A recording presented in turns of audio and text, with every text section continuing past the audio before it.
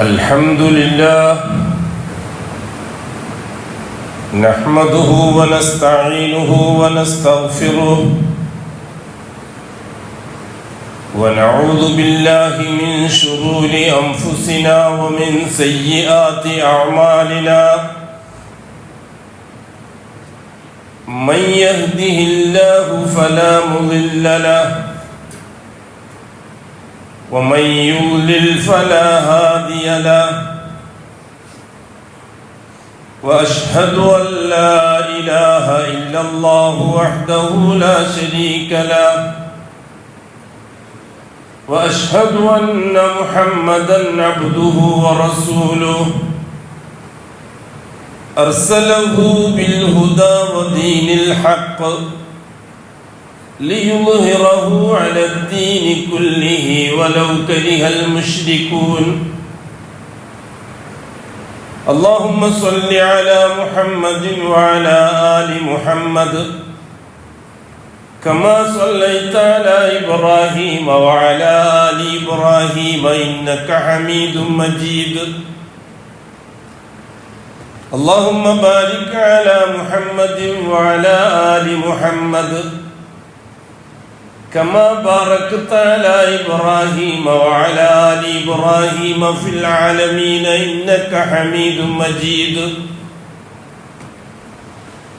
عباد الله أوصيكم ونفسي أولا بتقوى الله يا أيها الذين آمنوا اتقوا الله حق تقاته ولا تموتن إلا وأنتم مسلمون يا أيها الذين آمنوا اتقوا الله وقولوا قولا سديدا يصلح لكم أعمالكم ويغفر لكم ذنوبكم ومن يطع الله ورسوله فقد فاز فوزا عظيما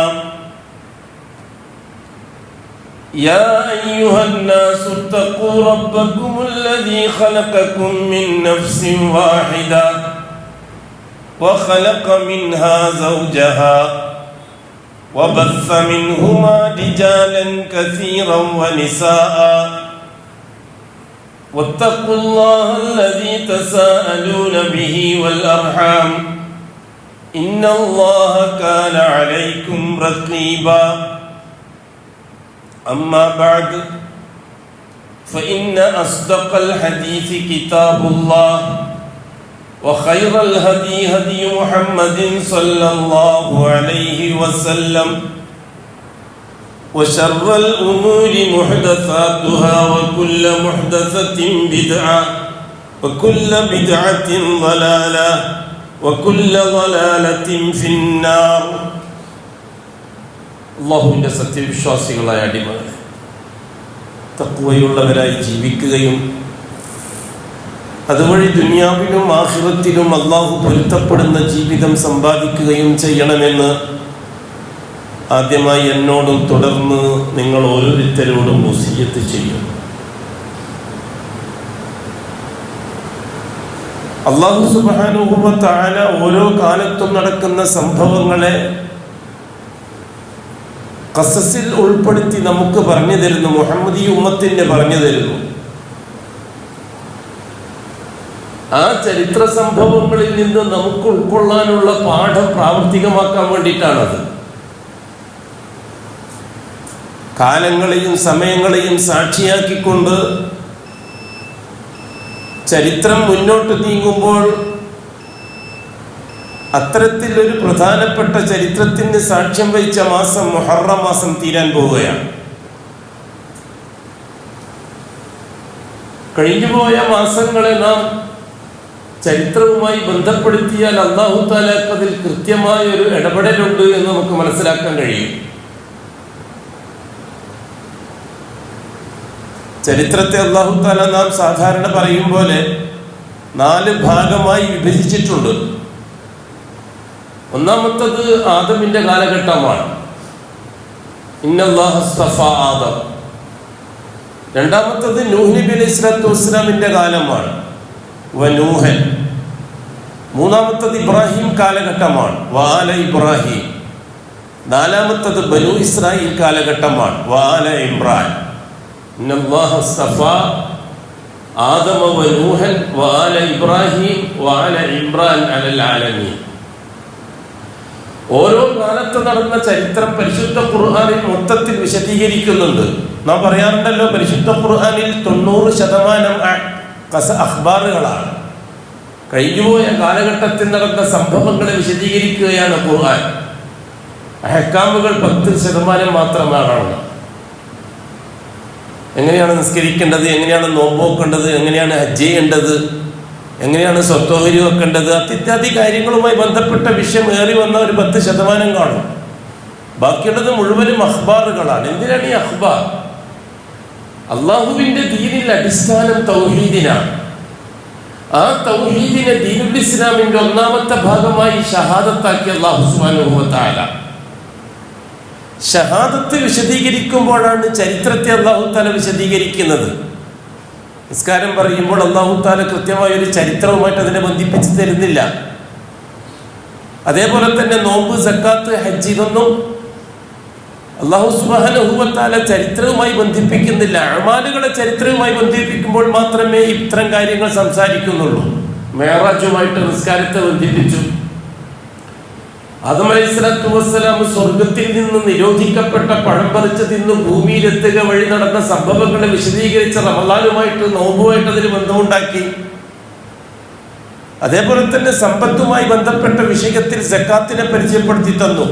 ആ വിഭാഗത്തിൽ സമ്പന്നനായ ഖാറൂനെ സംബന്ധിച്ച്, സമ്പന്നനായ അബൂലഹബിനെ സംബന്ധിച്ചൊക്കെ വിശദീകരിച്ചു തന്നു.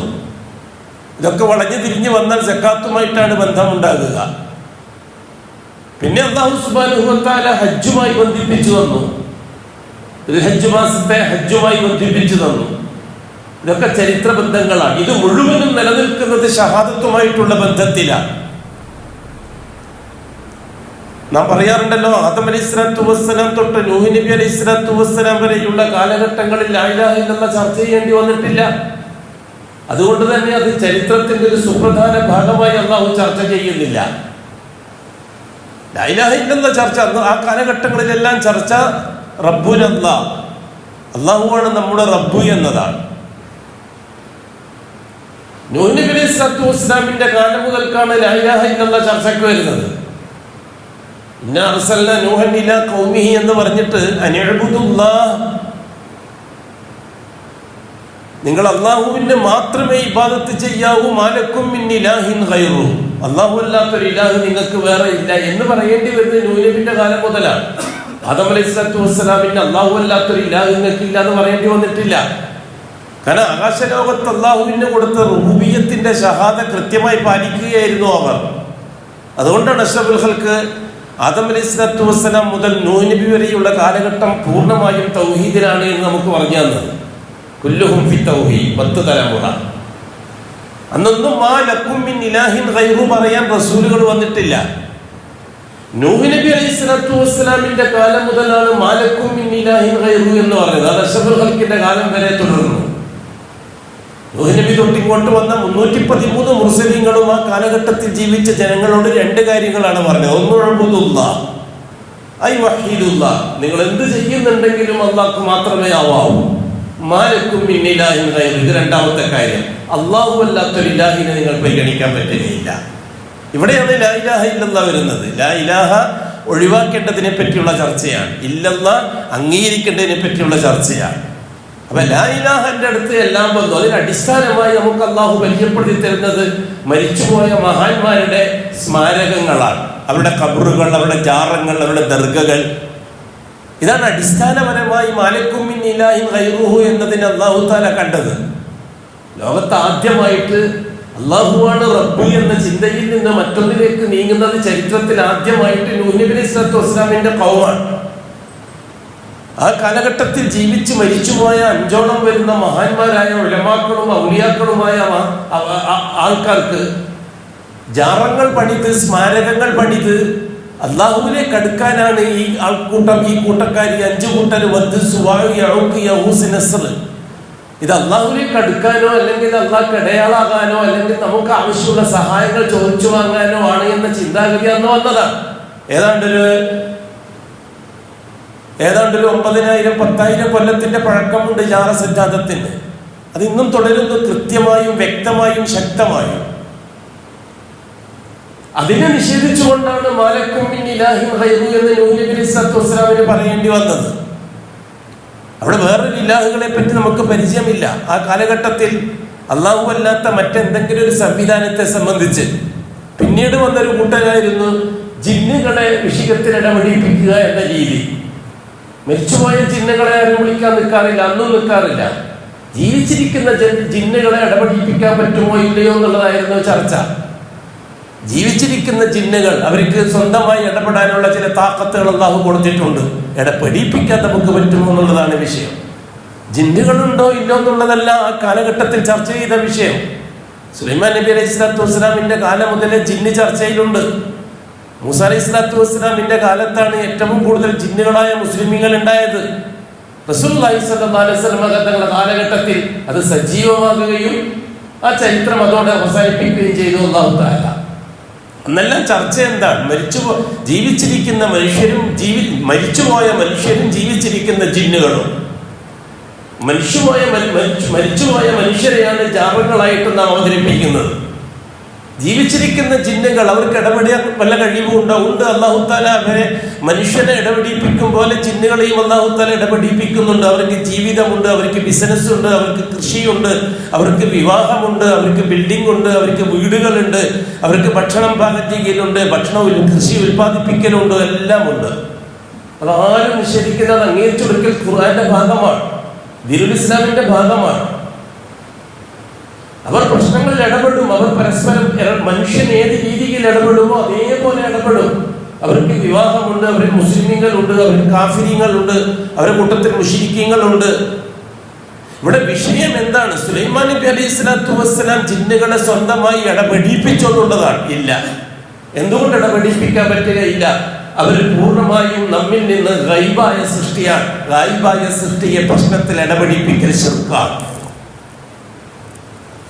ജിന്നിന് തേങ്ങ പറിക്കാൻ കഴിയുമോ? കഴിയും. അത് തന്നെയാണ് അഹ്ലു സുന്നയുടെ അഖീദ. ജിന്നിനെ കൊണ്ട് തേങ്ങ പറപ്പിക്കാൻ പറ്റുമോ? പറ്റുകയില്ല.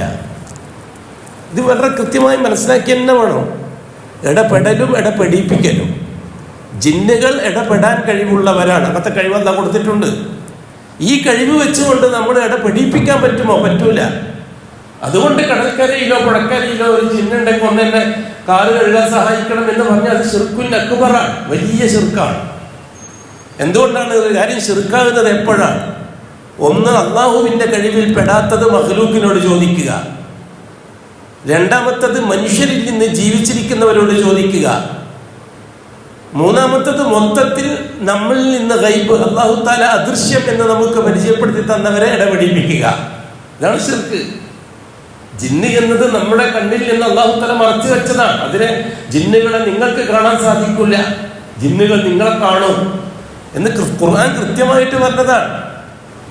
തീർച്ചയായിട്ടും ജിന്നുകൾ അവർ നിങ്ങളെ കാണുന്നുണ്ട്, നിങ്ങൾക്ക് അവരെ കാണാൻ പറ്റുകയില്ല, പ്രാപിക്കാൻ പറ്റുകയില്ല എന്ന് അള്ളാഹ് പറഞ്ഞ പിന്നെ അതിനെ പറ്റിയുള്ള ചർച്ച അള്ളാഹിനെ ധിക്കരിക്കലാണ്. എന്താ സംശയക്കാര്യത്തിൽ? ജിന്നുകളെ ഇടപെടിപ്പിക്കാമെന്ന ചർച്ച ഇവിടെ ചർച്ച ചെയ്ത് അവസാനം ഖുറൈശി കാലഘട്ടത്തിലേക്ക് വന്നു. ഖുറൈശി കാലഘട്ടത്തിൽ റസൂലുള്ളാഹി ഞങ്ങൾ അഭിമുഖീകരിച്ച സമൂഹം ജിന്നുകളെ പ്രശ്നത്തിൽ ഇടപെടിപ്പിക്കുമായിരുന്നു. ജീവിച്ചിരിക്കുന്ന ജിന്നുകളെ അവരാണെങ്കിൽ യാത്ര ചെയ്യുന്ന സമയത്ത് ഏതെങ്കിലും ഒരു വാദിയിൽ ഏതെങ്കിലും മലഞ്ചെരുവിൽ അവർ ആ കച്ചവട സംഘം ഇറങ്ങിയ താമസാക്കി കഴിഞ്ഞാൽ ആദ്യം അവരെന്താ ചെയ്യുക?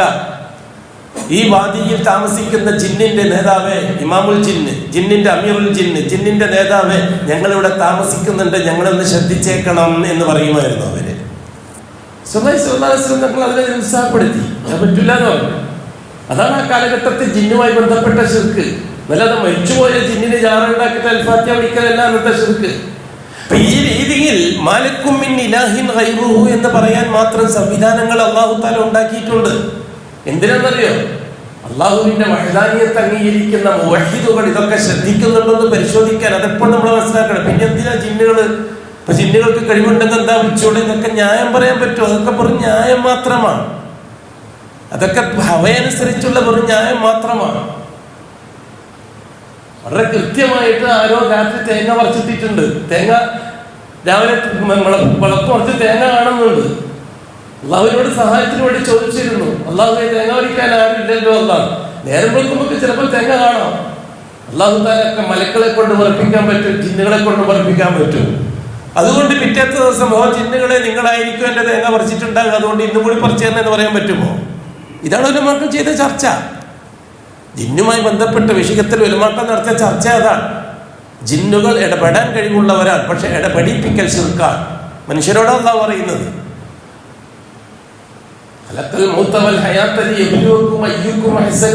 മനുഷ്യരോടാണ് അള്ളാഹു തആല പറയുന്നത്. നിങ്ങളെ പരിശോധിക്കാനാണ് നിങ്ങൾക്ക് ജീവിത മരണങ്ങളെ തന്നിരിക്കുന്നത്. ജീവിത മരണങ്ങൾ ഒരു വ്യവഹാരമാണ്. ആ വ്യവഹാരവുമായി അള്ളാഹു അസ്ബാബുകളെ ബന്ധിപ്പിച്ചിട്ടുണ്ട്. എന്തിനാണത്? അല്ലെങ്കിൽ പക്ഷിമൃഗജാതികൾക്ക് ഭക്ഷണം നൽകുന്ന പോലെ നിങ്ങൾക്കും നൽകാമായിരുന്നില്ലേ? റസൂലുള്ളാഹി തങ്ങൾ പറഞ്ഞില്ലേ, അല്ലാഹുവിൽ തവക്കുൽ ചെയ്യുന്ന മുഅ്മിനീങ്ങളെ സംബന്ധിച്ച്, ലൗ അന്നകും തതവക്കലൂന അലല്ലാഹി ഹഖ്ഖ തവക്കുലി, നിങ്ങൾ അല്ലാഹുവിനെ കൃത്യമായി തവക്കുൽ ചെയ്യേണ്ട രീതിയിൽ തവക്കുൽ ചെയ്യുകയാണെങ്കിൽ, അല്ലാഹു നിശ്ചയിച്ചു തന്ന മാർഗങ്ങൾ സ്വീകരിച്ചുകൊണ്ട് നിങ്ങൾ യഥാർത്ഥ രീതിയിൽ തവക്കുൽ ചെയ്യുകയാണെങ്കിൽ, ലറസഖക്കും നിങ്ങൾക്ക് വിഭവങ്ങൾ അല്ലാഹു തആല നൽകുന്നതാണ്. കമാ തുംസഖു തൈർ, പക്ഷികൾക്ക് വിഭവങ്ങൾ നൽകുന്നത് പോലെ, പക്ഷികൾക്ക് വിഭവങ്ങൾ നൽകുന്ന പോലെ നിങ്ങൾക്ക് നൽകും. എന്താണ് പക്ഷികൾ? തഹുദു ഹിമാസ, നേരം വെളുക്കുമ്പോൾ അവർ ഒട്ടിയ വയറുമായിട്ടാണ് കൂട്ടിൽ നിന്ന് ഇറങ്ങി പുറപ്പെടുന്നത്. തറൂഹു ബിതാന, ഉച്ചയാകുമ്പോൾ അല്ലെങ്കിൽ വൈകുന്നേരമാകുമ്പോൾ വയറും നിറച്ചിട്ടാണ് അവർ തിരിച്ചു വരുന്നത്. അവരാരും കർഷകരല്ല, അവരാരും കച്ചവടക്കാരുമല്ല. ഈ രീതിയിൽ നിങ്ങളുടെ കാര്യവും ഞാൻ നടത്തിത്തരും. അല്ലാഹു തആല നമ്മളോട് ഹഖ്ഖു തവക്കുലുമാണ്. ഹഖ്ഖു തവക്കുൽ എന്താ? നമ്മളെ ഏൽപ്പിച്ച ജോലി, ഇദാ അസംത ഫതവക്കൽ അലല്ലാഹ്, നിങ്ങളെ ഏൽപ്പിച്ച ജോലി നിങ്ങൾ നിർവഹിക്കണം, എന്നിട്ട് തവക്കുലാക്കണം. അതാണ് ഹഖ്ഖു തവക്കുൽ. ഏൽപ്പിച്ച ജോലി പൂർത്തിയാക്കാണ്ട് കാസർഗോഡ് സ്റ്റേഷനിൽ പോയിട്ട് ടിക്കറ്റ് എടുത്ത് കോഴിക്കോടേക്ക്, എന്നിട്ട് മംഗലാപുരത്തേക്ക് പോകുന്ന വണ്ടി കയറിയിരുന്നു, എന്നിട്ട് അള്ളാഹുവിനെ ദുആ ചെയ്യേ, അല്ലാഹ് എന്നെ നീ മംഗലാപുരത്ത് കോഴിക്കോട് എത്തിക്കണേ അല്ലാഹ്, കോഴിക്കോട് എത്തിക്കണേ അല്ലാഹ്. വണ്ടി മംഗലാപുരം എത്തിയപ്പോൾ അള്ളാഹിനോട് പറയാ, അല്ലാഹ് ഞാൻ കോഴിക്കോട്ടേക്ക് ടിക്കറ്റ് എടുത്തിട്ടാണല്ലോ നിന്നോട് പറഞ്ഞത് കോഴിക്കോട് എത്തിക്കാൻ, നീ എന്നെ മംഗലാപുരയിൽ എത്തിച്ചത്. ഇനി ബിരാന്ത് എന്നാ പറയാ, ദുആ എന്ന് പറയില്ല. ഇനി അവിടെ ഹഖ്ഖു തവക്കുൽ ഉണ്ടായില്ല. അസായിമുകൾ പൂർത്തിയാക്കണം, തവക്കുൽ പൂർത്തിയാക്കണം. അത് മനുഷ്യർക്ക് മാത്രം ബാധകമായതാണ്. മറ്റു സൃഷ്ടികൾക്ക്, ജീവജാലങ്ങൾക്ക് അസായിമുകളില്ല, തവക്കുൽ മാത്രമേ ഉള്ളൂ. അവർ ജനിച്ചത് മുതലേ നശിക്കുന്നത് വരെ അള്ളാഹു അവരുടെ ഏർപ്പാടുകൾക്കൊക്കെ തർത്തീബാക്കിയിട്ടുണ്ട്. അടുത്തിക്കോളും. മനുഷ്യൻ അങ്ങനെയല്ല. മനുഷ്യനെ അസായിമുകൾ പൂർത്തിയാക്കണം, അനുവദിക്കപ്പെട്ട അസ്ബാബുകളെ പ്രയോജനപ്പെടുത്തണം. എന്നിട്ട് അള്ളാഹിനോട് പറയണം, നീ ഏൽപ്പിച്ച ജോലി ഞാൻ പൂർത്തിയാക്കിയിട്ടുണ്ട്, കാര്യത്തിൽ നീ ഇടപെടണം അല്ലാഹുവേ. ഈ ഏൽപ്പിച്ച ജോലിയിൽ എന്തെല്ലാമാണ്? ഒന്ന്, ജീവിച്ചിരിക്കുന്ന മനുഷ്യനെ ഇടപെടിപ്പിക്കുക എന്നുള്ളത് ഏൽപ്പിച്ച ജോലിയാണ്. ജിന്നുകളെ ഇടപെടിപ്പിക്കുക എന്നുള്ളത് ഏൽപ്പിക്കാത്ത ജോലിയാണ്. തിരിച്ചറിയണം, വേർതിരിച്ചറിഞ്ഞേ പറ്റൂ. ഡോക്ടർക്ക് പോവുക എന്നുള്ളത് ഏൽപ്പിക്കപ്പെട്ട ജോലിയാണ്. ജോത്സ്യന്റെ അടുത്ത് പോവുക എന്നുള്ളത് ഏൽപ്പിച്ചിട്ടില്ലാത്ത ജോലിയാണ്. രണ്ടും സംഭവമാണ്. ഒരാൾക്ക് സൂക്കേട് വന്ന ഒരാൾ ജോത്സ്യന്റെ അടുത്ത് പോയി, കണക്കപ്പുള്ളന്റെ അടുത്ത് പോയി, അല്ലെങ്കിൽ റുഖിയ ശറയ്യ എന്ന് പറഞ്ഞിട്ട് വേഗം തൂക്കി നടക്കുന്ന ഒരു കൂട്ടക്കാരുണ്ട്. ഇപ്പോ പേര് റുഖിയ ശറയ്യ. ഗ്ലൗസ്, ചൂരല്, ഇതൊക്കെയാണ് സൂട്ടേസിൽ ഉണ്ടാവുക. അടി, ഇടി, തള്ളല്, ഉള്ളല് ഒക്കെയാണ് റുഖിയ ശറയ്യന്റെ പേരിൽ നടക്കുന്നത്. അങ്ങനെ കുറച്ച് കൂട്ടക്കാരുണ്ട്. അവരടുത്ത് പോയിട്ട് പരാതികൾ പറയുകയാണ്. കുടുംബത്തിൽ എങ്ങനെയാണ്, കുടുംബത്തിൽ ഇങ്ങനെയാണ്, ഭാര്യ എങ്ങനെയാണ്, മക്കൾ ഇങ്ങനെയാണ്, കച്ചവടം എങ്ങനെയാണ്, കച്ചവടം എങ്ങനെയാണ്. അപ്പൊ അയാള് മന്ത്രവാദി സ്റ്റൈല്, ചൂതം പഠിപ്പിച്ച സിഹറിന്റെ വേറൊരു രൂപം, ബ്ലാക്ക് മാജിക്കിന്റെ വേറൊരു രീതിയാണ് അത്. അത് അനുവദിക്കപ്പെട്ട സബബല്ല. അനുവദിക്കപ്പെട്ട സബബ് ചെയ്യുക, എന്നിട്ട് തവക്കുലാക്കുക. അതാണ് അസായിമുകൾ പൂർത്തിയാക്കുക എന്ന് പറഞ്ഞാൽ. അപ്പൊ ഞാൻ പറഞ്ഞു വരുന്നത്, ഇത് ഇന്നും ഇന്നലെയും തുടങ്ങിയതല്ല എന്നാണ് ഞാൻ പറഞ്ഞു വരുന്നത്. ബഹുമാനപ്പെട്ട നൂഹ് നബി അലൈഹിസ്സലാത്തു വസ്സലാമിന്റെ കാലം മുതൽ തുടങ്ങിയതാണ്. ആദം തൊട്ട് നൂഹ് നബി വരെ ഇങ്ങനത്തെ ഒരു വിഷയം ചർച്ച ചെയ്യപ്പെട്ടിട്ടില്ല. അതുകൊണ്ട് മാലക്കും മിൻ ഇലാഹിൻ ഗൈറുഹു എന്ന് പറയേണ്ടി വന്നിട്ടില്ല. അതായത് ലാ ഇലാഹ ഇല്ലല്ലാഹ് എന്ന് പറയേണ്ടി വന്നിട്ടില്ല. അല്ലാഹു റബ്ബുനാ എന്നേ പറയേണ്ടി വന്നിട്ടുള്ളൂ. എന്റെ റബ്ബ് അല്ലാഹു എന്നേ പറയേണ്ടി വന്നിട്ടുള്ളൂ. എന്ത് പ്രശ്നം വരുമ്പോ നമ്മളെ റബ്ബ് അല്ലാഹു ആണല്ലോ. എന്തെങ്കിലും അടുക്കള പ്രശ്നം വന്നാൽ എന്തിനെ പേടിക്കുന്നത്? നമ്മളെ റബ്ബ് അല്ലാഹു ആണല്ലോ. കുടുംബ പ്രശ്നം വന്നാൽ എന്തിനു പേടിക്കണം? നമ്മളെ റബ്ബ് അല്ലാഹു ആണല്ലോ. ഇതായിരുന്നു അന്നത്തെ സംസാര വിഷയം, അടുക്കള സംസാര വിഷയം. അടുക്കള തൊട്ട് അങ്ങാടി വരെയുള്ള സംസാര വിഷയം അല്ലാഹു റബ്ബുനെയാണ്. എന്ത് പ്രശ്നം വരുമ്പോൾ നമുക്ക് അല്ലാഹ് ഉണ്ടല്ലോ, കാരണം അല്ലാഹു നമ്മളെ റബ്ബാണല്ലോ. അല്ലാഹ് അല്ലാത്ത വേറൊരാളില്ല എന്ന് പറയേണ്ടി വന്നിട്ടില്ല ആ കാലഘട്ടത്തിൽ. പിന്നെ അതൊക്കെ പറയേണ്ടി വന്നത് അള്ളാഹുവിനോടൊപ്പം മറ്റുള്ളവരെ ചേർത്ത് പറയാൻ തുടങ്ങിയപ്പോഴാണ് റസൂലുകൾ വരേണ്ടി വന്നത്. നൂഹ് നബിയാണ് ആദ്യത്തെ റസൂല്. അള്ളാഹുവിനോടൊപ്പം ഔലിയാക്കളെ ചേർക്കാൻ തുടങ്ങി, മരിച്ചുപോയ മനുഷ്യരെയും ജീവിച്ചിരിക്കുന്ന ജിന്നുകളെയും ഉപയോഗപ്പെടുത്താൻ തുടങ്ങി. അപ്പോഴാണ് മാലക്കും മിൻ ഇലാഹിൻ ഗൈറു എന്ന് പറഞ്ഞത്. അതുകൊണ്ട് തന്നെ ജീവിച്ചിരിക്കുന്ന ജിന്നുകൾ അത് എൻ്റെ കാര്യത്തിൽ ഇടപെടാൻ പറ്റും. എൻ്റെ വീട്ടിന്റെ താക്കോലെ അവരെ ഏൽപ്പിക്കാൻ പറ്റും, എൻ്റെ കാറ് അവരെ ഏൽപ്പിക്കാൻ പറ്റും. ഗൾഫിലേക്ക് എങ്ങനെ പോകുമ്പോൾ പെര കൂട്ടിയിട്ട് മരത്തിന്റെ മുകളിൽ തൂക്കിയിട്ട് ജിന്നെ നോക്കിക്കണേന്ന് പറഞ്ഞിട്ട് പോകാൻ പറ്റൂല. കൊട്ടിയ ശിർക്കാണ്, ശിർക്കുൽ അക്ബറാണ്. എന്നല്ലേ മക്കളെ ഒഴിപ്പിച്ചെന്നാ ഒന്നും ചെറുപ്പം ചെയ്യുന്ന വിഷയം. എന്നിട്ട് നൂഹ് നബി അലൈഹി സ്വലാത്തു വസ്സലാമിന്റെ കാലത്തെ നമുക്ക് ചരിത്രമാക്കി തന്നു അല്ലാഹു തആല. നൂഹ് നബിന്റെ കാലഘട്ടത്തിലെ ഏതെങ്കിലും ഒരു അമലുമായിട്ട് ചരിത്രത്തെ അല്ല ബന്ധിപ്പിച്ചില്ല. എന്തുകൊണ്ടാണെന്നറിയുമോ? അത് നൂഹ് നബിന്റെ കാലഘട്ടം ഒരു പൊതുവിഷയമായിട്ടാണ് അല്ലാഹു തആല പറഞ്ഞത്. എന്താണ് പൊതുവിഷയം? ഒരു ഭാഗത്ത് പുരോഹിതന്മാരും മറുഭാഗത്ത് ജാറങ്ങൾ. അത് ഭരണാധികാരികൾ വേറെ ഇല്ല. പുരോഹിതന്മാരും ജാറങ്ങളും മാത്രമാണ് അന്ന് വിഷയം. പുരോഹിതന്മാര് പാവപ്പെട്ട സാധാരണക്കാരനെ വഞ്ചിക്കുക ജാറങ്ങൾ വെച്ചുകൊണ്ട്. അതാണ് നൂഹ് നബി കാലത്ത്. അന്ന് പ്രത്യേക ഭരണാധികാരികളില്ല. ഈ ജാറം കാവൽക്കാരായ പുരോഹിതന്മാരാണ് നാട്ടിന്റെ ഭരണാധികാരികൾ. അവരെന്താണ് കാര്യങ്ങളൊക്കെ നോക്കുന്നത്. അതുകൊണ്ട് തന്നെ അല്ലാഹു സുബ്ഹാനഹു വ തആല അവരെ മലഉ ഖൗമി നൂഹ് എന്നാണ് വിളിച്ചത്. മലഅ് എന്ന് പറഞ്ഞാൽ നമ്മുടെ നാടൻ ഭാഷയിൽ മൗലാന ശൈഖുന എന്നൊക്കെ പറയുന്ന മാതിരിയാണ്. മലഉ ഖൗമ്, ഖൗമിലെ മൗലാനമാര്. فقال الملأ الذين كفروا من قوم نوح من قومه. നൂഹ് നബിയുടെ ഖൗമിൽ നിന്ന് കാഫിരീങ്ങളായ മലഊകൾ പറയാൻ തുടങ്ങി. ആ മൗലാനമാരെ അല്ലാഹ് കാഫിർ എന്ന് വിളിച്ചത് ഇവിടെ. ആ ശൈഖുനമാരെയാണ് അല്ലാഹ് ഇവിടെ കാഫിർ എന്ന് പറഞ്ഞത്. ഖാലൽ മലഉല്ലദീന കഫറു. കാഫിരീങ്ങളായ മൗലാനമാര് പറഞ്ഞു. എന്താ പറഞ്ഞത്? ഈ നൂഹ് ഈ കൊണ്ടുവന്നിരിക്കുന്നത് നമ്മൾ ഇതുവരെ കേട്ടിട്ടില്ലാത്ത നമ്മുടെ ഉപ്പുപ്പമാരോ കാരണന്മാരോ ഒന്നും പറയുന്നത് കേട്ടിട്ടില്ലാത്തൊരു പുതിയ പരിപാടിയായിട്ടാണ് വന്നിരിക്കുന്നത്. അല്ലാഹ് മാത്രം എന്ന പരിപാടി. നമ്മളുപ്പൊക്കെ ആ ജാറങ്ങളിൽ പോയതിന്റെ തെളിവാണ് ആയിരക്കണക്കിന് കബറുകളുള്ള ഇറാഖിലെ ഖബർസ്ഥാനിൽ കല്ലെടുത്തു വെച്ചിട്ട് കെട്ടിയിരിക്കുന്ന 5 കബർ മാത്രം വേദനിച്ചിട്ട് കാണുന്നത് എന്തിന്റെ പേരിലാണ്? ആ കാലഘട്ടത്തിലെ ജനങ്ങൾ ചോദിച്ചതാണ്. നൂഹ് നബി അലൈഹിസ്സലാത്തു വസ്സലാമിന്റെ വരവിൽ ജനങ്ങളെ വിളിച്ചുകൂട്ടിയിട്ട് വേണമെന്നതാ. കൂടാതെ അവര് പറഞ്ഞു നൂഹ് നബി അലൈഹിസ്സലാത്തു വസ്സലാമിനെ സംബന്ധിച്ച് നിങ്ങളെ കൂട്ടത്തിൽ നേതാവാകാനും ബില്ലാളാകാനും വേണ്ടിയിട്ട് മെനക്കെടുകയാണ് നൂഹ്. നിങ്ങളെ അടക്കി ഭരിക്കാൻ ഉദ്ദേശിക്കുകയാണ് നൂഹ്. തീർച്ചയായിട്ടും നൂഹിന് ജിന്നത്ത് ബാധിച്ചിട്ടുണ്ട്, ചെറിയ പിരാന്ത് ബാധിച്ചിട്ടുണ്ട്. ആ പിരാന്ത് പറയുന്ന പിച്ചും കൈയും മാത്രമായിട്ട് നിങ്ങൾ ഇത് കണ്ടാൽ മതി. ഏത് കണ്ടാൽ മതി? എന്ന് മാലക്കും മിൻ ഇലാഹിൻ ഗൈറു. ലാ ഇലാഹ ഇല്ലല്ലാഹ് എന്നുള്ള കലിമ അങ്ങനെ കണ്ടാൽ മതി.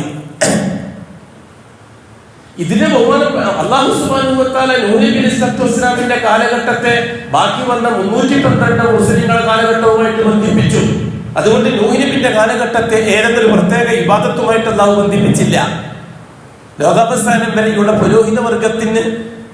പുരോഹിതവർഗം ഈ സമൂഹത്തെ മരിച്ചുപോയവരെയും ജീവിച്ചിരിക്കുന്ന ഗായിബീങ്ങളെയും വെച്ചുകൊണ്ട് ചതിക്കുകയും വഞ്ചിക്കുകയും ചൂഷണം ചെയ്യുകയും ചെയ്യുമ്പോൾ അതിനെതിരായിട്ട് നൂഹ് നബിയുടെ കാലഘട്ടത്തെ പറഞ്ഞുകൊണ്ടിരിക്കണം എന്നാണ് അല്ലാഹു തആല ഉദ്ദേശിച്ചത്. പിന്നെ വരുന്നത് ആരാണ്? ഇബ്രാഹിം നബിന്റെ കുടുംബമാണ്. ഇബ്രാഹിം അലൈഹിസ്സലാത്തു വസ്സലാമിന്റെ കാലഘട്ടത്തിൽ നടന്ന സംഭവം 2 എണ്ണമാണ്. ഒന്ന്, ആസറിന്റെ നേതൃത്വത്തിലുള്ള പുരോഹിതവർഗം. ഇന്ന് ആസർ ഉണ്ടെങ്കിൽ ഇവിടുത്തെ ഷീഈ വിഭാഗങ്ങളുടെ കാരന്തൂരി ഷീയായാലും ശരി, ചേളരി ഷീയായാലും ശരി, സംസ്ഥാന ഷീയായാലും ശരി, ദക്ഷിണ ഷീയായാലും ശരി, ഇന്ന് ആസർ ജീവിച്ചിരിപ്പുണ്ടെങ്കിൽ അവരുടെ പ്രസിഡന്റാണ് ആസർ. ഇന്ന് അത്ര കൃത്യമായൊരു പുരോഹിതനാണ്. നൂഹ് നബി അലൈഹിസ്സലാത്തു വസ്സലാമിന്റെ ശരീഅത്തനുസരിച്ച് കാര്യങ്ങൾ മനസ്സിലാക്കിയൊരു പുരോഹിതനാണ് ഇബ്രാഹിം നബിന്റെ ബാപ്പ ആസർ. ആ ഇബ്രാഹിം നബിന്റെ ബാപ്പ ആസർ പൗരോഹിത്യത്തിന്റെ നേതൃത്വം. മറുഭാഗത്ത് നമ്രൂദ് എന്ന് പറയുന്ന രാജാവ് ആസറിനെ ഉപയോഗിച്ച് സാധാരണക്കാരായ മനുഷ്യന്റെ മനസ്സിൽ ഒരുതരം കപടമായ ആത്മീയ വിശ്വാസം ഉണ്ടാക്കിയെടുത്തു. അവിശ്വാസികളായ ജനങ്ങളെ അടക്കി ഭരിക്കുകയായിരുന്നു അന്ന് നമ്രൂദ്. അപ്പോൾ മേൽക്കോയ്മ ആസറിന്റെ നേതൃത്വത്തിലുള്ള പുരോഹിത വർഗത്തിനാണ്. എന്നുവെച്ചാൽ ജമിയത്തുൽ ഉലമക്കാണ്. നാടൻ ഭാഷ പറയുമ്പോൾ ജമിയത്തുൽ ഉലമയെ പറഞ്ഞതൊന്നും പറയണ്ട, നിങ്ങൾക്ക് മനസ്സിലാണെങ്കിൽ അതേ നിവൃത്തിയുള്ളൂ. ജമിയത്തുൽ ഉലമയുടെ ഉത്തരവാദിത്തമാണ് ആസറിന്. ആ ആസറിന്റെ നേതൃത്വത്തിൽ ജമിയത്തുൽ ഉലമയെ വെച്ച് കളിക്കുകയായിരുന്നു നമ്രൂദ്. അതുകൊണ്ട് അല്ലാഹു തആല ഈ 2 സംഭവത്തെ നമുക്ക് മനസ്സിലാക്കി തന്നു. ഒന്ന് ആസറിന്റെ ഭരണവും, ഒന്ന് ആസറിന്റെ പൗരോഹിത്യവും, രണ്ടാമത് നമ്രൂദിന്റെ ഭരണവും. ഇതിനെ അല്ലാഹു ഹജ്ജുമായി ബന്ധിപ്പിച്ചു. ദുൽഹജ്ജ് മാസവുമായിട്ട് അതിന്റെ ബന്ധം വളരെ കൃത്യമായി മനസ്സിലാക്കിയേ പറ്റും. മനസ്സിലാകുന്നില്ല എന്ന് പറഞ്ഞ സംഖ്യ നടക്കൂല. പറഞ്ഞ പോലെ നമ്മള് ഉപ്പന്മാര്, ഉസ്താദുമാര്, ഖാദിമാര്, തങ്ങന്മാര്, ഹോജന്മാര്, മൗലാനന്മാരൊന്നും പറഞ്ഞ് നമ്മൾ കേട്ടിട്ടില്ല. വഹാബികൾ വന്നിട്ടാണ് ഇത് ആദ്യമായിട്ട് പറയുന്നത് പറഞ്ഞ സംഗതി നടക്കൂല. ആര് പറഞ്ഞു ആര് പറഞ്ഞില്ല എന്നുള്ളതല്ല വിഷയം. ഇതാണ് ഖുർആൻ. പരിശുദ്ധ ഖുർആന്റെ ദഅവത്ത് ഇതാണ്. അല്ലാഹു തആല ഇബ്രാഹിം അലൈഹിസ്സലാത്തു വസ്സലാമുമായിട്ട് ദുൽഹജ്ജിനെ ബന്ധിപ്പിച്ച ദുൽഹജ്ജ് മാസം കഴിഞ്ഞു പോയി. എന്താണ് ദുൽഹജ്ജ് മാസത്തിന്റെ അമലുകളെ കൊണ്ട് ഉദ്ദേശിക്കുന്നത്? മുവഹിദുകൾക്കാണ് ദുൽഹജ്ജ് മാസത്തിന്റെ മെസ്സേജ്. ഷിയാക്കൾക്ക് എന്ത് മെസ്സേജാണ് ദുൽഹജ്ജ് മാസത്തിൽ കിട്ടാനുള്ളത്? അത് നാം നേരത്തെ പറഞ്ഞതാണല്ലോ. റസൂലുള്ളാഹി സ്വല്ലല്ലാഹു അലൈഹി വസല്ലം തങ്ങളെ നൂഹത്തിന്റെ 8-ാം കൊല്ലം മുതൽ അല്ലാഹു തആല നിസ്കരിപ്പിച്ചു. 5 വക്ത് നിസ്കാരം. നൂഹത്തിന്റെ 15-ാം കൊല്ലം, അതായത് ഹിജ്റയുടെ 2-ാം കൊല്ലം മുതൽ നോമ്പ് ഒപ്പിച്ചു. റമദാൻ മാസം നോമ്പ്, അതേപോലെ സക്കാത്ത് ഓർപ്പിച്ചു. എന്തേ ഹജ്ജ് ഏൽപ്പിച്ചില്ല? എന്തിനാ ഹജ്ജ് നീട്ടിവെച്ചത്? എപ്പോഴാണ് റസൂലുള്ളാഹി തങ്ങൾ നബുവത്തിന് ശേഷം ഹജ്ജ് ചെയ്യുന്നത്? അഷ്റഫുൽ ഖൽഖ് വഫാത്താകുന്ന കൊല്ലമല്ലേ അഷ്റഫുൽ ഖൽഖ് ഹജ്ജ് ചെയ്യുന്നത്? അതിന് മുമ്പ് റസൂലുള്ളാഹി തങ്ങൾ ഹജ്ജ് ചെയ്തിരുന്നു. നബുവത്തിന് ശേഷം ആകെ റസൂലുള്ളാഹി 4 ഉംറയും ഒരു ഹജ്ജും ചെയ്തിട്ടുള്ളൂ. ആ ഹജ്ജ് അവസാനത്തെ ഹജ്ജല്ലേ? അത് കഴിഞ്ഞിട്ട് 3 മാസമല്ലേ റസൂലുള്ളാഹി ജീവിച്ചിട്ടുള്ളൂ? വഫാത്തായില്ലേ? അഷ്റഫുൽ ഖൽഖ് ഹജ്ജ് കഴിഞ്ഞിട്ട് വരുന്നു. സഫർ മാസം പനിയായിട്ട് കിടക്കുന്നു. മുഹറം കഴിഞ്ഞ് റബീഉൽ അവ്വൽ മാസം വഫാത്താവുന്നു. റസൂലുള്ളാഹി തങ്ങളെ കൊണ്ട് ഹജ്ജ് എന്തിനാണ് ബന്ധിപ്പിച്ചത്? ഹജ്ജ് മുവഹിദീങ്ങൾക്കുള്ളതാണ്, ഇവിടുത്തെ ഷിയാക്കൾക്കുള്ളതല്ല, ഇലഹദർത്തിക്കാർക്കുള്ളതല്ല, ജാഹ് ബർക്കത്തുകാർക്കുള്ളതല്ല ഹജ്ജ്. പക്ഷെ പറഞ്ഞിട്ട് കാര്യമില്ല. ഇന്ന് ഭൂലോകത്തുള്ള മുസ്ലിമീങ്ങളിൽ ഏതാണ്ട് 98% ജാഹ് ബർക്കത്തിന്റെ ആൾക്കാരാണ്. 2% മാത്രമേ മുവഹിദുകളുള്ളൂ. ശരി, ആ 2%-ത്തിലുള്ളതാണ് ഹജ്ജ്. അംഗീകരിക്കാൻ നിങ്ങൾക്ക് കഴിയുന്നുണ്ടോ ഇല്ലോ എന്നുള്ളത് നിങ്ങളുടെ മനസ്സുമായിട്ടുള്ള ബന്ധമാണത്. ഷിയാക്കൾക്ക് പറഞ്ഞതല്ല ഹജ്ജ്. ഷിയാക്കൾക്ക് പറഞ്ഞതാണ് ഹജ്ജ് എങ്കിൽ 9-ാമത്തെ കൊല്ലം അഷ്റഫുൽ ഖൽഖായി ഹജ്ജ് പൂർത്തിയാക്കണമായിരുന്നു. റസൂലുള്ളാഹി തങ്ങൾ ഹജ്ജിന് പോകാൻ വേണ്ടി തീരുമാനിച്ചു. ഏലാൻ ചെയ്തു മദീനയിൽ വെച്ച്. അഷ്റഫുൽ ഖൽഖിനോടൊപ്പം മുവഹിദുകളായ മുസ്ലിമീങ്ങളായ, അതായത് സലഫികളായ മുസ്ലിമീങ്ങൾ ഹജ്ജിന് പോകാൻ വേണ്ടി തീരുമാനമെടുത്തു. ഒപ്പം ഷിയാക്കളുടെ കൂട്ടത്തിൽ പുറപ്പെടാൻ തീരുമാനിച്ചു. അന്ന് മദീനത്ത് മുവഹിദുകൾ വളരെ ന്യൂനപക്ഷവും ഷിയാക്കൾ ഭൂരിപക്ഷവുമാണ്. അവരെല്ലാം ഇബ്രാഹിമി ശരീഅത്തിനനുസരിച്ച് അമൽ ചെയ്യുന്നവരാണ്. അവർ ഹജ്ജും ഉംറയും ചെയ്യുന്നവരാണ്. അവരൊക്കെ ലബ്ബൈക അല്ലാഹുമ്മ ലബ്ബൈക ചൊല്ലുന്നവരാണ്. അവരും ആ കൂട്ടത്തിൽ പോകാൻ തീരുമാനിച്ചപ്പോൾ അഷ്റഫുൽ ഖൽഖ് ഹജ്ജ് ക്യാൻസലാക്കി, യാത്ര ക്യാൻസലാക്കി. കാരണം ഈ ഷിയാക്കളെയും കൊണ്ട് പോകാൻ നമ്മൾ സലഫി അമീറായിരിക്കും. ആ കൂട്ടത്തിൽ സലഫിയും ഉണ്ടാവും, ഹജ്ജിന് ഷിയാക്കളും ഉണ്ടാവും, വേണ്ടി വന്നാൽ ഖാദിയാനി ഉണ്ടാവും. അമീർ സലഫി ആയിരിക്കും. അത് ദുനിയാവിന്റെ വേറൊരു മറിമായ എന്ന് പറയാൻ പാടില്ല. അതിനൊന്നും ഒരു സൂക്ഷ്മതയും പുലർത്താൻ നമ്മൾ തയ്യാറാകുന്നില്ലെങ്കിൽ നമ്മൾ കാലത്തിനൊത്ത് നീങ്ങുകയാണെന്ന് അതിന്റെ അർത്ഥം. റസൂലുള്ളാഹി സ്വല്ലല്ലാഹു അലൈഹി വസല്ലം തങ്ങൾ ഹജ്ജിന് പോക്ക് നിർത്തിവെച്ചു. അബൂബക്കർ സിദ്ദീഖ് റളിയല്ലാഹു അൻഹുവിനെ അമീറാക്കിക്കൊണ്ട് അഷ്റഫുൽ ഖൽഖ് ഹജ്ജിന് ആളെ അയച്ചു. അമീർ ബഹുമാനപ്പെട്ട അമീർ ആ കൊല്ലം 9-ാം കൊല്ലം ബഹുമാനപ്പെട്ട അബൂബക്കർ സിദ്ദീഖിനെ അമീറാക്കി ഹജ്ജിന് അയച്ചു. പക്ഷെ ആ കൂട്ടത്തിൽ ആരും കൂടി പോയിട്ടുണ്ട്. ഖുറാഫികളും പോയിട്ട് ഹജ്ജിനുണ്ട്. അവർ നിസ്കരിക്കുന്നവരാണ്, നോമ്പ് നോക്കുന്നവരാണ്, ഉംറ ചെയ്യുന്നവരാണ്, ഹജ്ജ് ചെയ്യുന്നവരാണ്. പക്ഷെ ലാ ഇലാഹ മാത്രം അല്ലാത്തവരില്ല എന്ന് പറയില്ല. ബാക്കിയെല്ലാം ഉണ്ട്. ഇബ്രാഹിം അലൈഹിസ്സലാത്തു വസ്സലാമിന്റെ ശരീഅത്തനുസരിച്ച് ജീവിക്കുന്നവർ പാരമ്പര്യ മുസ്ലിമീങ്ങളാണ്. അവർ നമ്മുടെ നാട്ടിലുള്ള പാരമ്പര്യക്കാരെ പോലെ. എന്താ പറഞ്ഞാൽ മനസ്സിലാകാത്തത്? അവര് ഹജ്ജിന് പോയിരിക്കുന്ന അബൂ സിദ്ദീഖിനോടൊപ്പം. പക്ഷെ അബൂ സിദ്ദീഖ് അവരുടെ അമീറല്ല. അബൂ സിദ്ദീഖ് ഒന്നിച്ചുള്ള മുഅ്മിനീങ്ങളുടെ അമീർ മാത്രമാണ്. 100 കുറവുള്ള ആൾക്കാർ മാത്രമേ ഉള്ളൂ. എന്താ 500-ലധികം ആൾക്കാർ അന്ന് ഹജ്ജിനുണ്ടായിരുന്നു. ആ കൊല്ലം ആ വർഷം അല്ലാഹു തആല പരിശുദ്ധ ഖുർആൻ സൂറത്തുൽ തൗബയിൽ വിഷയം അറിയിച്ചു. അതാണ് മിനല്ലാഹ്. ഇത് അല്ലാഹുവിൽ നിന്നുള്ള അനൗൺസ് ആണ്. റസൂലിൽ നിന്നുള്ള അനൗൺസ് ആണ്. ഇലന്നാസി, മാലോകരോട്, യൗമൽ ഹജ്ജിൽ അക്ബർ, ആ മഹത്തായ ഹജ്ജിന്റെ ദിവസം. അതെ, അല്ലാഹു തആല ആയത്തിറക്കി. അവരോട് പോയിട്ട് പറയണം, തീർച്ചയായിട്ടും ഇന്നല്ലാഹു ബറാഉ മിനൽ മുശ്രിക്കീന വറസൂൽ. മുശ്രിക്കീങ്ങളിൽ നിന്ന് പൂർണ്ണമായും അല്ലാഹു തആല ഒഴിവാൻ. നിങ്ങൾ ഹജ്ജ് ചെയ്തിട്ട് കാര്യമില്ല, നിങ്ങൾ ഉംറ ചെയ്തിട്ട് കാര്യമില്ല. അടുത്ത കൊല്ലം മുതൽ ഇനി ഒരു കുട്ടി ഇങ്ങോട്ട് വരാൻ പാടില്ല എന്ന് എഴുതാൻ ചെയ്യാൻ അല്ലാഹുവിന്റെ കൽപ്പന. സൂറത്തുൽ തൗബ. ഉടൻ തന്നെ ബഹുമാനപ്പെട്ട റസൂലുള്ളാഹി റളിയല്ലാഹു തആല അൻഹുവിനെ മക്കത്തേക്ക് പറഞ്ഞയച്ചു അബൂ സിദ്ദീഖിനോട് ഈ കഥ പറയാൻ.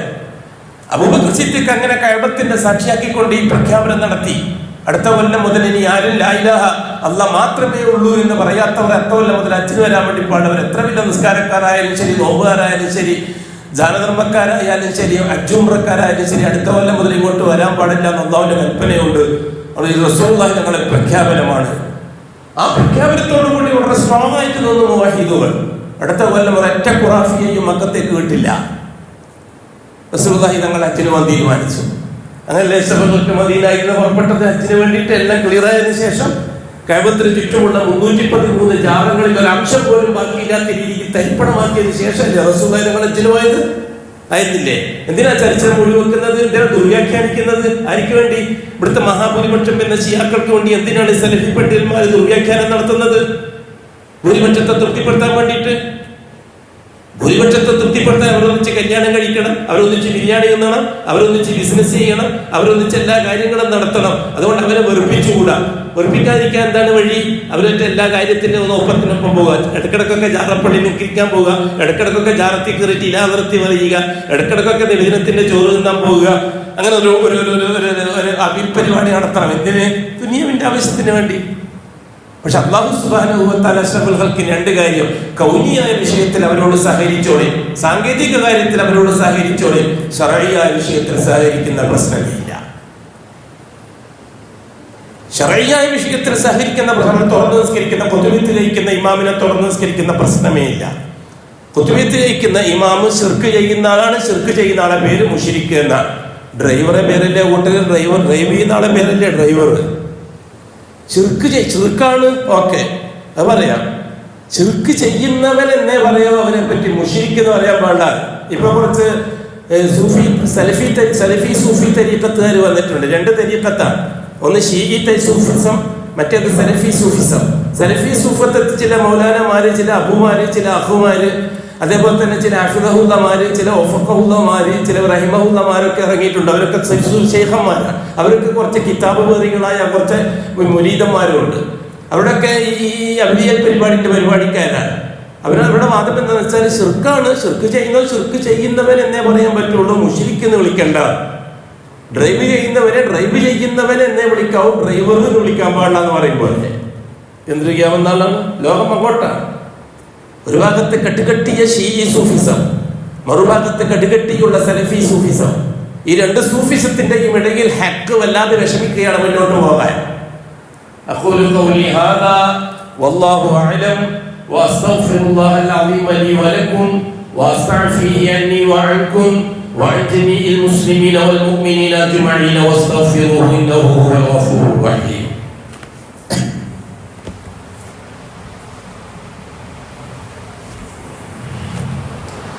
അൽഹംദുലില്ലാഹി റബ്ബിൽ ആലമീൻ വസ്സലാത്തു വസ്സലാമു അലാ അഷ്റഫിൽ മഖ്ലൂഖീൻ മുഹമ്മദിൻ വആലിഹി വസഹ്ബിഹി അജ്മഈൻ.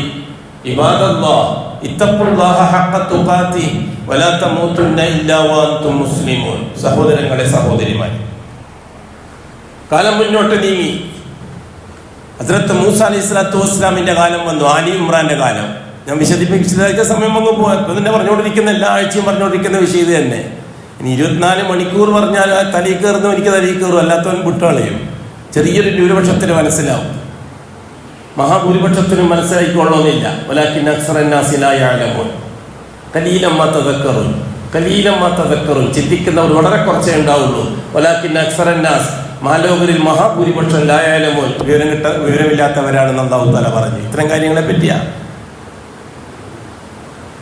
തുടർന്ന് അങ്ങോട്ട് അല്ലാഹു തആല ആലി ഇമ്രാന്റെ ചരിത്രമാണ് പറയുന്നത്. ഇവിടെ അല്ലാഹു തആല തിരഞ്ഞെടുക്കുന്ന ഒരു ഭാഗത്ത് മൂസ അലൈഹിസ്സലാത്തു വസ്സലാമിനെ തൗഹീദിന്റെ പ്രബോധകനുമായി, മറുഭാഗത്ത് അല്ലാഹു ചരിത്രത്തിന്റെ ഭാഗമാക്കുന്നത് അതിശക്തമായ ഭരണകൂടം, ആ ഭരണകൂടത്തെ താങ്ങി നിർത്തുന്ന പുരോഹിതന്മാർ. നേരത്തെ അതിശക്തമായ പുരോഹിത വർഗം, ആ പുരോഹിത വർഗത്തെ താങ്ങുന്ന ഭരണാധികാരി. ഇബ്രാഹിമിന്റെ ബാപ്പ ആസറും സംഘവും അതിശക്തമായ പൗരോഹിത്യത്തിന്റെ മേധാവികളാണ്. അവരെ താങ്ങുക മാത്രമാണ് ആസറിന്റെ ജംറൂദിന്റെ ജോലി. ഇവിടെ നേരെ തിരിച്ചാണ്. ഭരണകൂടം വളരെ ശക്തമാണ്. പൗരോഹിത്യം ആ ഭരണകൂടത്തിന്റെ ചൊൽപ്പടിക്കനുസരിച്ചിട്ട് സാധാരണക്കാരന്റെ മസ്തിഷ്കത്തെ ചൂഷണം ചെയ്യുന്ന സമൂഹമാണ്. ഭരണകൂടത്തിന്റെ നേതൃത്വത്തിലുള്ളത് ഫിറഔനാണ്, കിബുത്തി വിഭാഗത്തിൽപ്പെട്ട ഫറോവ സമൂഹം. ഇസ്രായേലി സമൂഹത്തിലെ പണ്ഡിതന്മാരാണ് ഫറോവ സമൂഹത്തിന്റെ ഭരണാധികാരികൾക്ക് ചുക്കാൻ പിടിക്കുന്നത്. അവരാണ് പൂർവികന്മാരായ ഇബ്രാഹിം, നൂഹി, റിസാലത്തിന്റെ കാലഘട്ടവുമായിട്ട് ബന്ധപ്പെട്ടതിനെ നിഷേധം എതിർത്ത് പാവപ്പെട്ട സാധാരണക്കാരന്റെ ആവശ്യങ്ങളെ മരിച്ചുപോയ മഹാന്മാരും ജീവിച്ചിരിക്കുന്ന ജിന്നുകളുമായി ബന്ധിപ്പിച്ച് സാധാരണക്കാരായ ഈജിപ്തിലെ ജനങ്ങളെ ഫിർഔന്റെ ഭരണാധികാരത്തിന്റെ ചോട്ടിൽ കീടങ്ങളായി, ഇന്നത്തെ ഫാസിസ്റ്റ് ഭരണകൂടത്തിന്റെ ചോട്ടിൽ മറ്റു പല പാർട്ടികളും ആൾക്കാരെ കൂട്ടി അതിന്റെ കൂട്ടത്തിലാക്കി കൊടുക്കുന്നത് പോലെ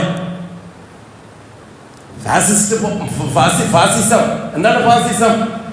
പൗരോഹിത്യത്തിന്റെ ജോലി സാധാരണക്കാരനെ അടിച്ചും ഇടിച്ചും കൊന്നും കളവ് പറഞ്ഞും കളവ് നടത്തിയും ചൂഷണം ചെയ്തും സാധാരണക്കാരനെ ഭരണകൂടത്തിന് സപ്പോർട്ടാക്കി തീർക്കുക എന്നുള്ളതാണ്. സാധാരണക്കാരനെ ഭരണകൂടത്തിന് സപ്പോർട്ടാക്കി തീർക്കുക എന്നുള്ളതാണ്. അതാണ് അന്ന് ചെയ്തത്. മൂസാ അലൈഹി സ്വലാത്തു വസ്സലാം അപ്പോൾ അവരിലേക്കാണ് റസൂലായിട്ട് വരുന്നത്. സംഭവങ്ങൾ മുന്നോട്ട് പോയില്ലേ? ചരിത്രം മുവഹിദുകൾക്ക് അനുകൂലമായി സാക്ഷിയാകുകയായിരുന്നില്ലേ? മുഹറം മുവഹിദികൾക്കല്ലേ ചരിത്രപാഠം? ഇവിടുത്തെ ഷിയാക്കൾക്ക് മുഹറം എന്ത് ചരിത്രപാഠമാണുള്ളത്? ആരാണ് കർബലയെ മുഹറവുമായി ബന്ധിപ്പിച്ചത്? കർബലയ്ക്ക് ഇസ്ലാമിൽ എന്താണ് സ്ഥാനം? കർബലയ്ക്ക് ഇസ്ലാമുമായിട്ട് എന്താണ് ബന്ധം? ഹുസൈൻ റളിയല്ലാഹു അൻഹുവിനെ അന്ന് കൂഫയിലേക്ക് അയച്ചത് ആരായിരുന്നു? ആർക്ക് വേണ്ടിയായിരുന്നു ഹുസൈൻ റളിയല്ലാഹു അൻഹു കൂഫയിലേക്ക് പോയത്? ആരാണ് കൂഫയിൽ നിന്ന് ഹുസൈൻ റളിയല്ലാഹു അൻഹുവിനെ ക്ഷണിച്ചു വരുത്തിയത്? ഹുസൈൻ റളിയല്ലാഹു അൻഹു ആരുടെ മശൂറ അനുസരിച്ചായിരുന്നു കൂഫയിലേക്ക് പോയത്? ബൈഅത്ത് ചെയ്യപ്പെട്ട ഒരു ഭരണാധികാരി ഇല്ലേ അവിടെ, യസീദ് ബിൻ മുആവിയ? ബൈഅത്ത് ചെയ്യപ്പെട്ട ഒരു ഇസ്ലാമിക ഭരണകൂടം നിലനിൽക്കെ ആ ഭരണകൂടത്തിനെതിരിൽ വിപ്ലവവുമായിട്ട് പോകാൻ ഹുസൈൻ റളിയല്ലാഹു അൻഹുവിനെ പ്രേരിപ്പിച്ച വസ്തുത എന്താണ് ചരിത്രത്തിന്റെ സാക്ഷിത്വം? ഇത് കർബല ഹുസൈൻ റസൂലുള്ളാഹി തങ്ങളുടെ പേരക്കുട്ടിയല്ലേ എന്ന് പറഞ്ഞിട്ട് ആൾക്കാരെ ചൂഷണം ചെയ്യാൻ എളുപ്പമാണ് ഭൂരിപക്ഷ ഷിയാക്കൾക്ക്. ഇഹ്വാനിയൻ മൗദൂദിയൻ ചിന്താഗതിക്കാർ രാഷ്ട്രീയ വിപ്ലവം ഉണ്ടാക്കാനും അതേപോലെ തന്നെ ഇറാനിയൻ ഷിയ്യത്ത് ദീനുൽ ഇസ്ലാമിന് പകരം വേറൊരു ദീൻ ഉണ്ടാക്കാനും മെനക്കെട്ടപ്പോൾ അഷ്റഫുൽ ഖൽക്കിന്റെ കുടുംബത്തെയാണ് ഉപയോഗിച്ചത്. അതാണ് ഇന്നും തുടർന്നുകൊണ്ടിരിക്കുന്നത്. ഹസ്രത്ത് ഹുസൈൻ റളിയല്ലാഹു തആല അൻഹുവിനെ പറയുമ്പോൾ ഏത് സാധാരണക്കാരനോ ഒന്ന് പതുങ്ങും. കാരണം അഷ്റഫുൽ ഖൽക്കിന്റെ പേരക്കുട്ടിയല്ലേ. ഇവിടെ നമുക്ക് അഷ്റഫുൽ ഖൽക്കിന്റെ പേരക്കുട്ടിയേക്കാൾ ഇസ്ലാമിക ശരീഅത്താണ് നമുക്ക് പ്രധാനം. അഷ്റഫുൽ ഖൽക്കിന്റെ പേരക്കുട്ടിയല്ല, ഇസ്ലാമിക ശരീഅത്ത്. ലാ ഇലാഹ ഇല്ലല്ലാഹ് മുഹമ്മദുർ റസൂലുള്ളാഹി എന്ന കലിമക്ക് കൊടുത്ത ഷഹാദയാണ് നമുക്ക് പ്രധാനം. അതിൽ ഹുസൈൻ എന്താണെന്നല്ല. ഹിജറയുടെ 60-ാം കൊല്ലം നടന്നൊരു സംഭവത്തെ ദീനുൽ ഇസ്ലാമിന്റെ ഭാഗമാക്കാൻ നമുക്ക് എന്താണ് ഉത്തരവാദിത്വം? മുഹമ്മദി റിസാലത്തുമായിട്ട് എന്താണ് കർബലക്ക് ബന്ധം? മുഹമ്മദി റിസാലത്തിന് കൊടുത്ത ശരീഅത്തുമായിട്ട് എന്താണ് മുസ്ലിമീങ്ങൾക്ക് ബന്ധം? മുഹമ്മദി റിസാലത്തിന് കൊടുത്ത ഷഹാദത്തുമായിട്ട് കർബലക്ക് എന്താണ് ബന്ധം? അവിടുത്തെ സാധാരണക്കാരായ ഒരുതരം മടയന്മാരുണ്ടാക്കി തീർത്ത മുസീബത്തിന് കരുവാകുകയല്ലേ ഹുസൈൻ റളിയല്ലാഹു അൻഹു ഉണ്ടായത്? ഹുസൈൻ റളിയല്ലാഹു അൻഹുവിനെ കത്തുകളെ എത്തിയിട്ട് വരുത്തിച്ചത് ആരായിരുന്നു? ഹുസൈൻ റളിയല്ലാഹു അൻഹു ആദ്യം പോകാൻ കൂട്ടാക്കിയിട്ടില്ലല്ലോ. കുടുംബം ഇല്ലായിരുന്നില്ലേ ഹുസൈൻ റളിയല്ലാഹു തആല അൻഹുവിന്? കുടുംബത്തിൽ പൂർണ്ണമായിട്ടും എതിർത്തില്ല. ബഹുമാനപ്പെട്ട ഹുസൈനോട് പോകാൻ പാടില്ല എന്ന് പറഞ്ഞിട്ട് മദീനയിൽ നിന്ന് ബഹുമാനപ്പെട്ട സഹാബാക്കളുടെ മക്കളും പൂർണ്ണമായി എതിർത്തിട്ടില്ലേ? ദീനിന് വേണ്ടിയിട്ടാണ് ഹുസൈൻ പോയതെങ്കിൽ എന്തിനാണ് സഹാബാക്കൾ ഹുസൈനെ എതിർത്തത് പോകുന്നതിന് തൊട്ട്? ഞാൻ ചോദിക്കട്ടെ, കർബലയിലേക്ക് ഹുസൈൻ പോയത് ദീനുൽ ഇസ്ലാമിന്റെ ആവശ്യമാണെങ്കിൽ മദീനത്തുള്ള സഹാബാക്കൾ ഹുസൈൻ റളിയല്ലാഹുവിനെ എന്തിനാണ് എതിർത്തത്? പോണ്ടെന്ന് പറഞ്ഞത് എന്തിനു വേണ്ടിയിട്ടാണ്? ദീനിന്റെ പരിശ്രമത്തിന് പോണ്ടെന്നാണോ സഹാബാക്കൾ പറഞ്ഞെന്ന് പറയേണ്ടത്? ഈ ഹുസൈൻ റളിയല്ലാഹു തആല സ്വന്തം എടുത്ത തീരുമാനമല്ലേ? ശരീഅത്തിന്റെ ഏത് വകുപ്പ് അനുസരിച്ചാണ് ഹുസൈൻ റളിയല്ലാഹു തീരുമാനം എടുത്തത്? നമുക്കുള്ള ശരീഅത്താ വിഷയം, ഹുസൈൻ അല്ല വിഷയം. ഹുസൈൻ റളിയല്ലാഹു എടുക്കുന്ന തീരുമാനം ലാ ഇലാഹ ഇല്ലല്ലാഹ് മുഹമ്മദുർ റസൂലുള്ളാഹി അനുസരിച്ചായിരിക്കണം. ഇവിടെ ഇപ്പോൾ സംഭവിച്ചത് മൗലാനമാരും ശൈഖുനമാരും തീരുമാനം പറയുമ്പോൾ ലാ ഇലാഹ ഇല്ലല്ലാഹ് വിഷയമല്ല, മുഹമ്മദ് റസൂലുള്ളാഹി വിഷയമല്ല. നമ്മുടെ ഉസ്താദ് പറഞ്ഞതല്ലേ, നമ്മുടെ ശൈഖുന പറഞ്ഞതല്ലേ, നമ്മുടെ തങ്ങള് പറഞ്ഞതല്ലേ. തങ്ങൾക്ക് എന്താണ് ശൈഖുനക്കും തങ്ങൾക്കും മൗലാനാക്കും ഒക്കെ എന്താണ് ദീനുൽ ഇസ്ലാമിൽ കാര്യം?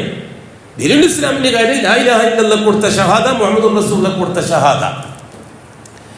അവസാനം കൂഫയിൽ നിന്ന് അവർ നിരന്തരം കത്തുകൾ എഴുതാൻ തുടങ്ങി. 500ഓളം കത്തുകൾ എഴുതിയവർ ഹുസൈൻ റളിയല്ലാഹു തആല അൻഹുവിന്.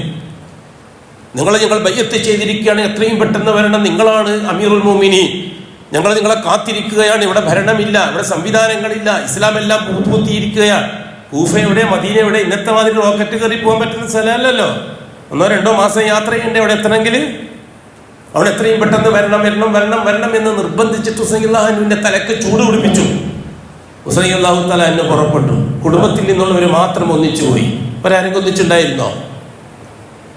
ഉമ്മമാരും പിന്നെ ഇളമമാരും മൂത്തമ്മമാരും അതേപോലെ തന്നെ മക്കളുടെ ഭാര്യമാരൊക്കെ ഉണ്ടായിരുന്നുള്ളൂ. അതിനു മുമ്പായിട്ട് മുസൈലിമ എന്ന് പറഞ്ഞ ഒരാളെ അയച്ചു, ഞാൻ വരുന്നുണ്ടെന്ന് പറയാൻ വേണ്ടിയിട്ട്. പക്ഷെ ആ റിപ്പോർട്ട് മുഴുവൻ അവിടെ എത്തിയില്ല. കത്തെഴുതി വിളിപ്പിച്ചത് തന്നെ മുസ്ലിം ഇബ്നു ഓർമ്മ കിട്ടുന്നില്ല.